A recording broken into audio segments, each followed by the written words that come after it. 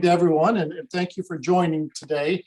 Before Laura gets started, I wanted to give you a little bit of background on the survey. And by the way, Laura and I have worked together for many years, and so I really appreciate her presenting. She has so much experience with workforce analysis at MERIC, and I really think this is going to be a great opportunity to learn what our employers are saying. So the employer survey, this is the second year that they've done this at a state level.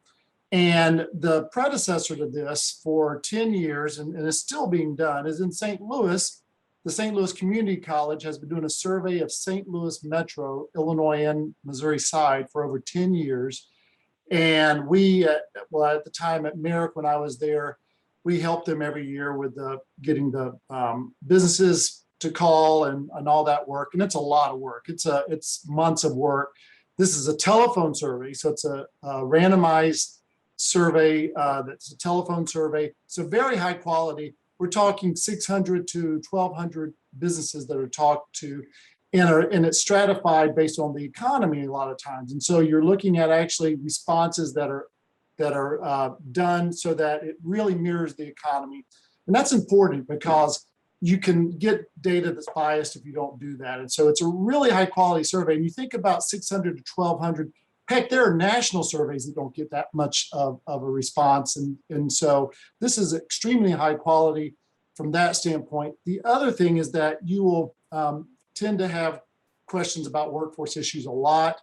And I think that information that comes from the survey is a go-to source for this type of information. There's a lot here that Laura's going to show you, a lot of charts, a lot of information. I've always encouraged people to look at the actual report after this, because there's a whole lot of information that you're just going to gain from looking at that. But really, the question of what are employers needing from their workforce is answered a lot in these surveys, this survey. So it's really a super important thing to look at. And it will also tell you, in this case, about some metro and non-metro distinctions. My experience over the years has been this one basic finding that metro and non-metro businesses in their actual needs for workforce are not that different. They have different functions. They have different levels of need. Rural areas have challenges with getting workforce, but that's not a new story. That's not a Missouri story. That's a story that's been around for a very, very long time. But you'll see that a lot of the business functions are similar. And I think that also points to a lot of times what we need to do to help businesses with it when it comes to workforce are very similar, whether or not they're in cities or in rural areas. And I think that's an important message. Sometimes what unites us is more than what divides us as businesses. So with that, I'm going to let Laura talk about the slides here. I'll change the slides as Laura needs them, and then we'll have some time for Q&A at the end of this. So Laura, off to you. Okay, so like Alan said, this is the second year we've done the survey. You can move to the next slide. This year we surveyed 690 firms, 400 of those employers located in metro areas, and the remaining 290 were from non-metro areas of the state. And this year really brought a lot of unique challenges and opportunities, one being we had to postpone our survey. We normally begin the survey in March with a release date in early September. And of course, March 2020 was when COVID started hitting Missouri and all businesses had to start shut down. So we pushed our survey back to July and we released it in January 2021. When the survey began, the employer contact rate was also very low, mainly due to temporary or permanent businesses or office closures. So it also took us a little longer to get a statistically reliable number of respondents. On the other hand, by delaying, this gave us a chance to try and understand the impacts of COVID-19 on businesses and to add some COVID-specific questions to the survey. For 2021, we plan to return to the fall release schedule. And next slide. So no matter how well or poorly the economy is doing, there will always be employers who encounter problems to expanding employment. For the second year in a row, the largest barrier to expanding employment continues to be a shortage of workers with knowledge or skills, with nearly 1/2 of employers stating that this was a problem. We also asked a follow-up question where employers ranked of 1 how important each barrier was to their business. And a shortage of workers with knowledge or skills ranked the highest, with an average score of 3.92. So although you would think there would be a large workforce available since unemployment rates were so high, at the start of our survey, unemployment was still at 6.8% in July, after a record high of 12.5% in April. It seems that many workers still don't have the skills that employers need. 25% of employers cited COVID-19 issues as a barrier, which is not at all surprising, as many businesses, particularly those service-based ones, have had to change how they operate, experienced a decrease in business, or were forced to close completely for a period of time. In addition, consumer spending in some sectors, such as hospitality and food service, have been down, causing less need for expanding employment in those industries. The biggest changes we saw from last year were fewer employers citing barriers of economic conditions that went down 11%, and government policies or regulations with a 10% decrease. Next slide. So related to the shortage of workers with skills, we had another set of questions where employers were first asked if they employed staff in various functional areas, then asked about skill shortages in those areas. Statewide, 69% of employers had employees in customer service, with responses slightly higher in metro than non-metro areas. Non-metro employers were twice as likely to have employees in patient care, due to the fact that the healthcare industry makes up a larger portion of employment in rural areas. In all areas but customer service and patient care, shortages were higher in non-metro areas. The largest gap was in manufacturing, where half of non-metro employers who employed workers in this area were experiencing a skill shortage, compared to 30% in metro areas. And the largest shortages statewide are in skilled trades and patient care. Next slide. So to follow up on skill shortages, employers were asked to gauge the skill level required to meet the shortages in each of those functional areas. High skill is defined as those jobs requiring a 4-year degree or above. Middle skill requires additional training or education beyond high school, but less than a 4-year degree, like an associate's degree, a vocational certificate, an apprenticeship. And low skill jobs are defined as needing high school or less. Middle skill was the most cited skill level in business management, accounting, finance, skilled trades, and patient care, with the largest response in skilled trades. 56% of metro and 51% of non-metro employers responded with middle skill shortages in skilled trades. And given that this is an industry or an area that employs a large share of middle skill workers, that's really not that surprising. These areas were all similar to 2019, with the exception of patient care. In 2019, patient care was mostly lacking for high skill workers. 52% of employers statewide said they were lacking high school workers in that area. But in 2020, that dropped to 25%, with middle skill taking the lead at 41%. And responses in patient care were nearly identical in the metro and non-metro areas, which shows that the shift seems to be happening everywhere. Responses for some skills did differ between metro and non-metro, most notably in information technology. Information technology shortages were more pronounced at high skill levels in the metro areas. 58% of information technology shortages in the metro area were in high skilled occupations, compared to 24% in non-metro areas. So non-metro companies were much more likely to be able to fill their IT positions with low-skilled workers, with 48% in non-metro areas compared to only 9% in the metro. Business management also showed differences between metro and non-metro. In metro areas, 41% of business manager shortages were in high skill, while in non-metro, the majority were in middle skill jobs. And next slide. Automation was also a new question we added in 2020. Employers were first asked on a 1.5 scale how likely they were to incorporate new technologies to automate processes.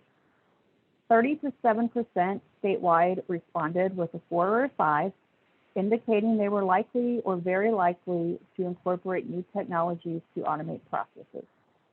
40% responded with a 1, not at all likely, and responses were similar in metro and non-metro areas.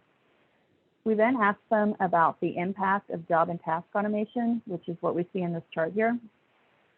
And again, responses were similar in metro and non-metro areas of the state.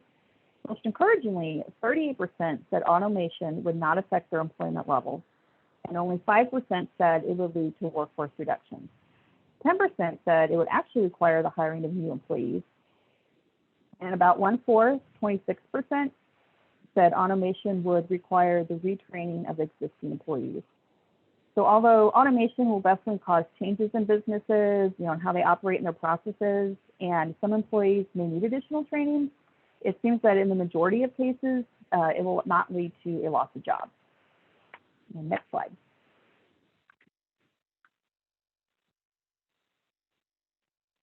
Go ahead, use the next one, please. There should be a workforce initiatives in the middle. There we go, thank you. Well, this is another new question that was added for 2020. We asked employers what workforce initiatives they were considering for the next year. Statewide, 40% of employers plan to use a combo of 3 different initiatives: cross-training and knowledge transfer, increased hiring to accommodate demand, and reskill or upskill employees. Results for these 3 initiatives were similar in metro and non-metro areas. For some initiatives, however, responses varied between the metro and non-metro. The top response statewide was finding new ways to serve customers. However, 51% of metro employers chose this response compared to only 39% of non-metro. For increased agility in product and service offerings, 40% of metro and 31% of non-metro employers chose that initiative. And of course, for this question, they could choose any that applied. And next slide. And Laura, I think we may have the automation one switch when you were talking automation. This is okay. For the audience, just the automation slide there, but some of the comments you made earlier. That's okay. So give folks just a second to look at that, and then I'll go to the next slide. And I believe we are sending out the PowerPoint afterwards, correct? Yes.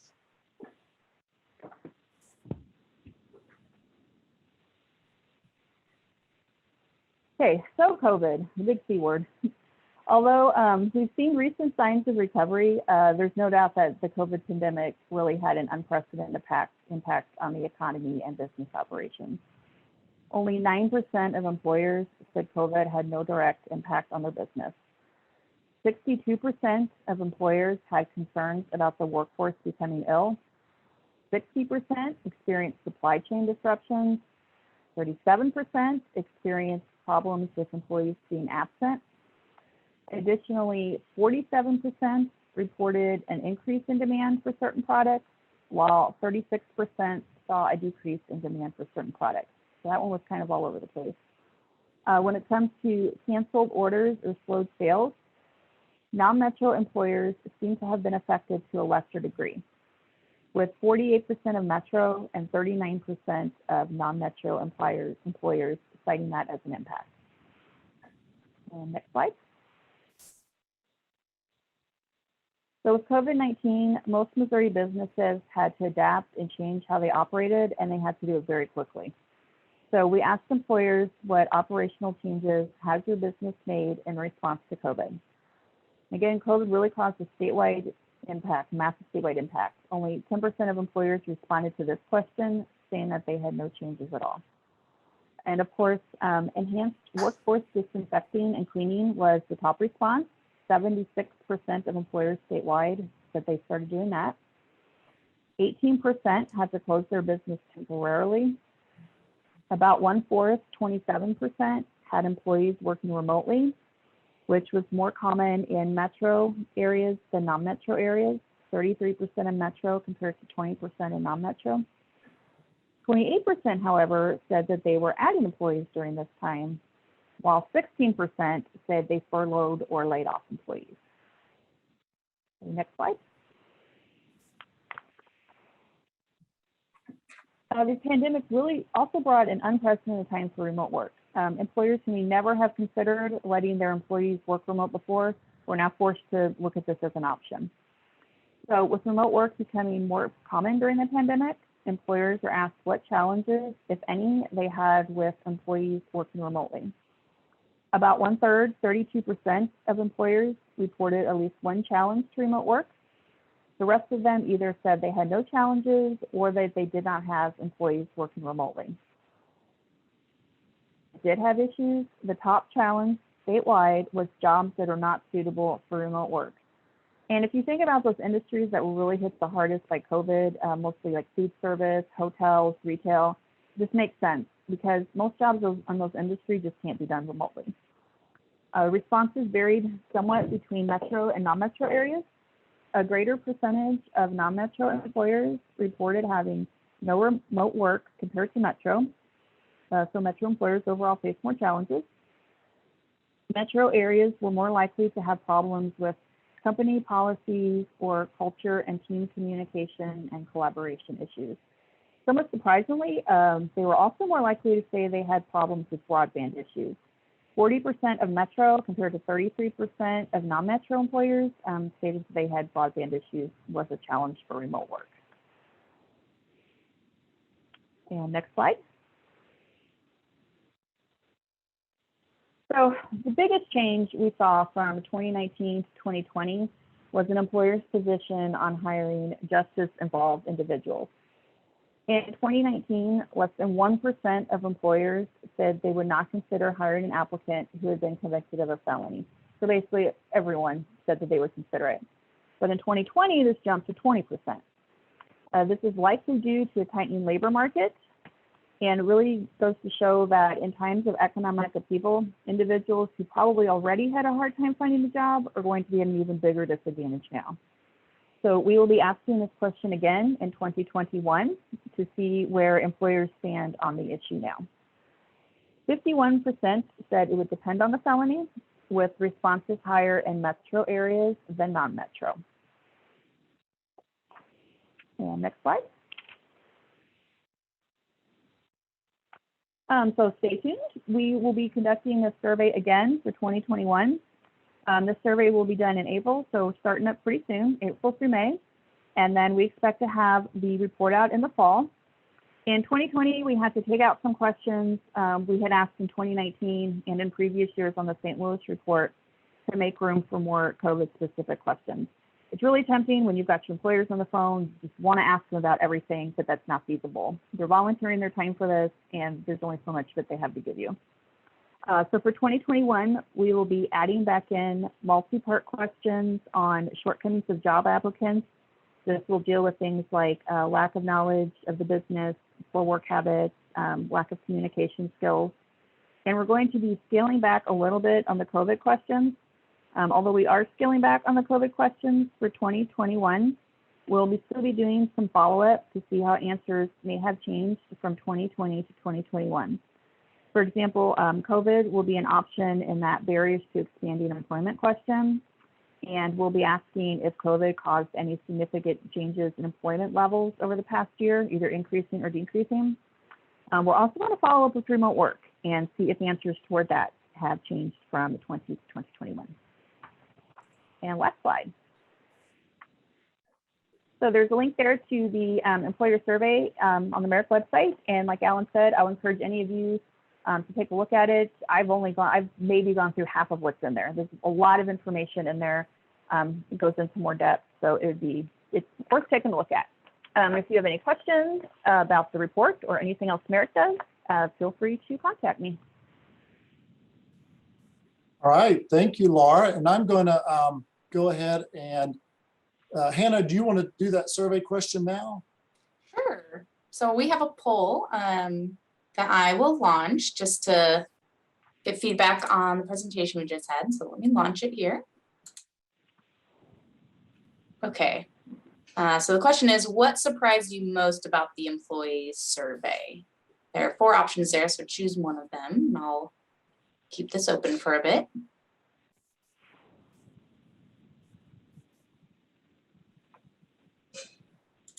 Some responses are coming in.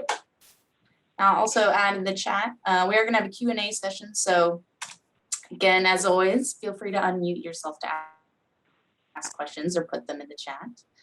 All right, give a few more minutes, or a few more seconds. We've got a few people responding. And we do have a clear winner. So, all right, go ahead and end the poll, share results. Wow, So the that's top one the was same. B, yeah. Interesting. That one So surprised me the most too.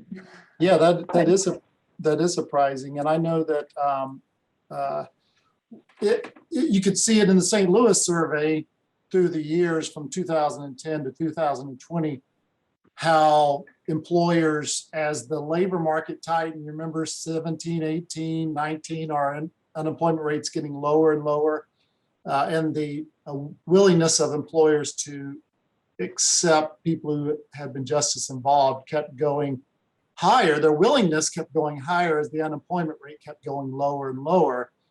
And, you know, part of it is thinking, well, there's been a whole lot of effort around trying to get the word out about justice involved individuals and how they can help businesses and understand that.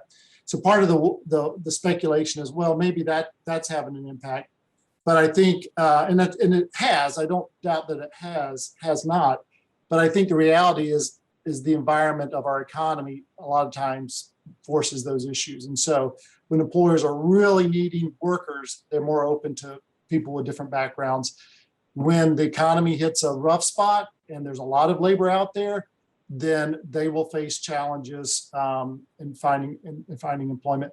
And the same parallel happens with skills, by the way. So whenever we had the recession of 2008 and 9, employers upskilled after that for years. They required people to have higher levels of education and experience before they would employ them.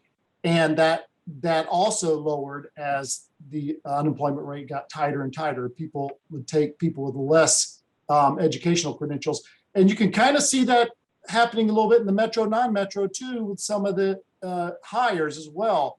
IT people, they don't always require people to have 4-year degrees. A lot of times those middle skill IT workers are very, very much in demand there in those non-metro areas. There's more of them, and they're also just, you know, the right level of skill for what they need to do. So Laura, anything else from you like that? I can't think of anything. Yeah, and that is a good point with the IT skills. I think a few years ago, you know, when the economy was doing really well, it would be unheard of to have a low-skilled IT job. And now they're kind of realizing that, yeah, you don't need that degree. You don't even necessarily need an associate's degree. You can learn those skills and be able to do what you need to do. Yeah. I thought another interesting thing was the automation question, because you will get that a lot too. Well, robots are taking our jobs. And the reality is that robots aren't taking your jobs. They are enhancing your jobs. But robots, whether it's an app on your phone or a new process at the manufacturing plant, that's not new. That's just something that keeps evolving. And so I think that's helpful for our community leaders too, to understand that employers don't overwhelmingly feel like automation is going to necessarily reduce the workforce, but it's going to augment their workforce, and their workforce really has to be digitally literate.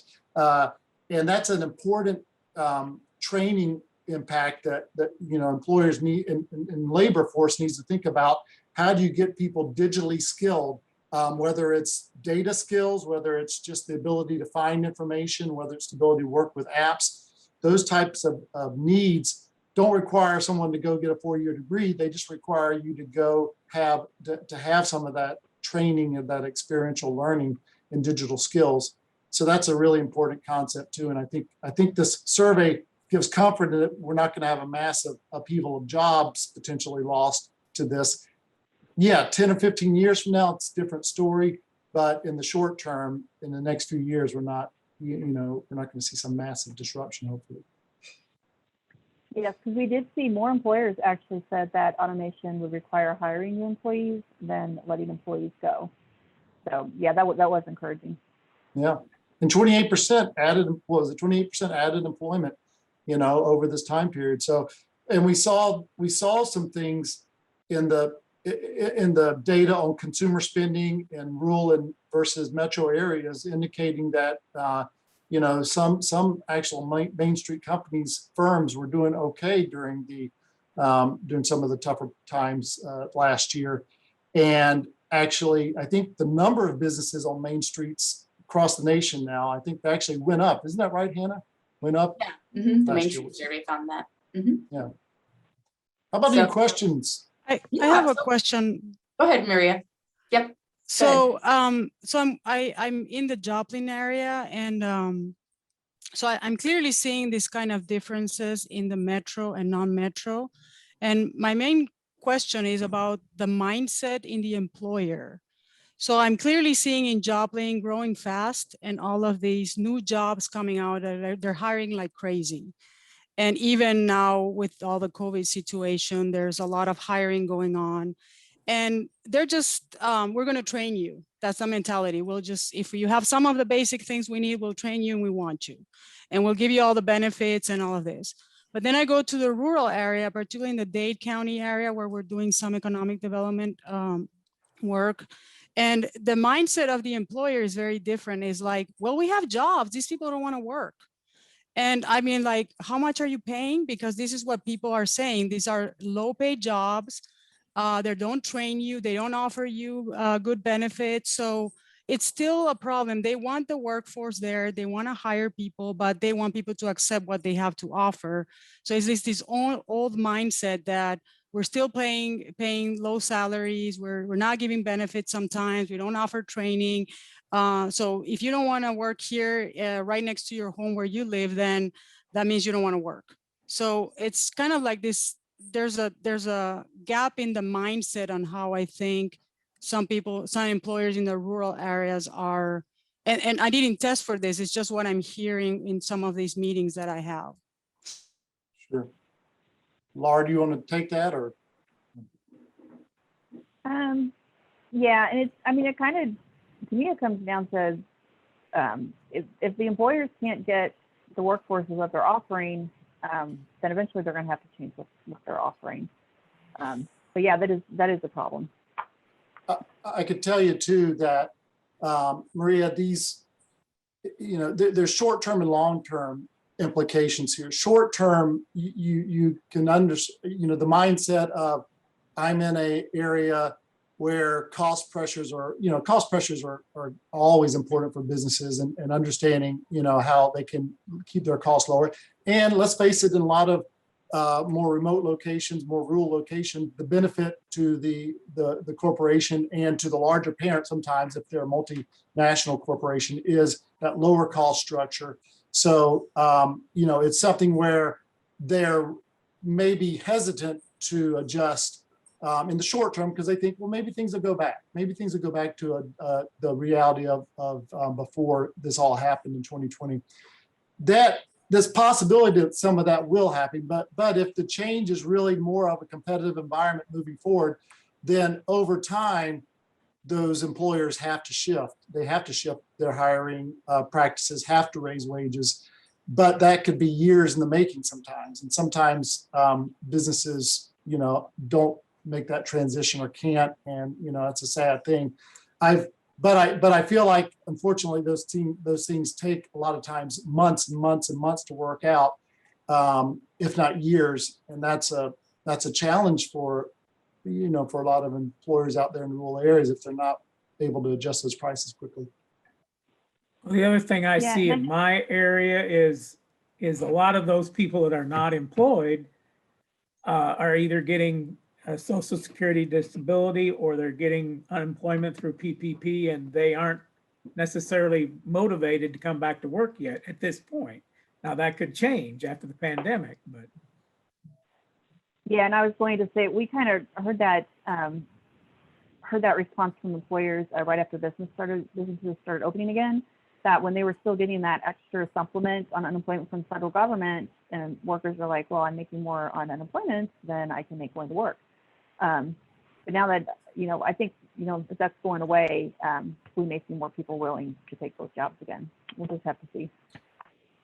Well, it has gone away, but it's also coming back a little bit with the new stimulus and the law that was passed. There will be benefits again for unemployment that could have. I don't think they're not as beneficial as they were last year. And I can't remember how long they go through, maybe through September, but I could be wrong with that. If someone else remembers what that is, they can chime in. But that has, I think that has shown itself to be an impact of people getting enough benefits, and joined with the idea that they want to stay safe, that they're choosing not to go back into the labor force. So I think there's two things going on there. And it could depress things for a little while longer for that same reason. I think ultimately people last year saw this as a lot of times saw this as a short-term thing. And so they were able to make that choice. But if you think about this as being a longer-term problem and issue, I mean, COVID's not going away next fall or next year. It's going to be with us. We're going to learn to live with it, and businesses are going to adjust to it. But the implications of labor right now, we're in this tight frame or tight labor market situation, and it may be 6 months or more before it actually gets worked out more and more, and we learn to live with this. Thanks, Alan. So there was a question in the chat to me just about health overall, and if either of you are aware of other surveys that ask employers or businesses kind of about health incentives or requiring, COVID vaccines or other vaccinations, and in general, just, smoke-free environments, kind of healthy environments to work in. So do you know of any surveys that focus on health issues in the workplace? I do not off the top of my head. Something I could look into though. Okay. Yeah, I'd guess there's some stuff out there. It's probably national stuff. I'm not sure of anything Missouri specific, but a lot of times the national stuff works well in Missouri. Missouri's pretty representative of the nation in terms of a lot of, for industry mix and our population. So a lot of times what happens, what's surveyed at the US level is also similar here in Missouri. So the Missouri Foundation for Health last year did one survey that I'm aware of among minorities, and they asked about, it was all about COVID, but it was related to that kind of question. Maria, if you're able to find that and share that with me, I can send that out in a follow-up email. So actually yesterday they are going to present the results, and I sent the link to all the CESs to sign up for that if they're interested. I think it's next week, but I can send that again to you if you want to. But they are offering, I think, a 1.5 hour webinar to present those results. Okay, thank you.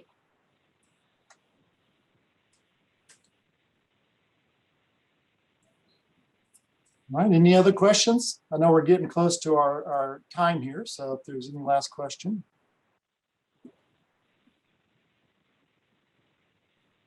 Well, go ahead. Sorry, and I got here a few minutes late, so I apologize if this was covered earlier. Thanks, Laura, for presenting. Do you have any advice, Laura, or maybe Alan, on how the CESs can use this information? For example, should they be sharing some of these factoids on social media, sharing some of these facts with business owners? Any advice or anything that we can do to help promulgate this information, Laura?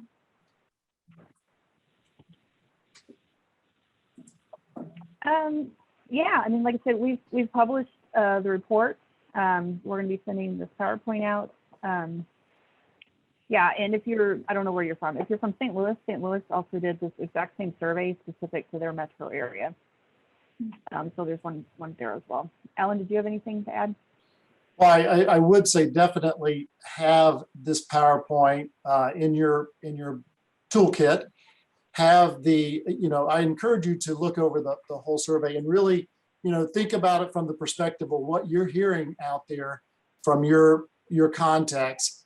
And I almost guarantee you there'll be something in that survey that addresses that question a little bit, whether it's the risk of automation, remote work, what are some of our biggest concerns, what functional areas am I having problems with? And I love that functional area question because it really cuts across industries, customer service, IT, whatever.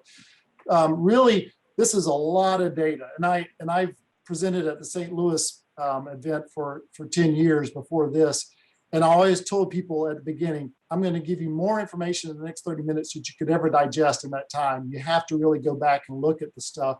But if you look at it, you're able then to talk to your stakeholders and say, you know what, here's what we found. So I would pick some of these elements out of this, the survey, out of the PowerPoint, and talk about it, put information on your media sites, send out information to people that you feel like will be impacted by this. Because I really feel like to have a survey of this high quality done during COVID is just a very valuable resource that can help point to some possible information that our employers or community leaders don't know about their economy and how their businesses are doing.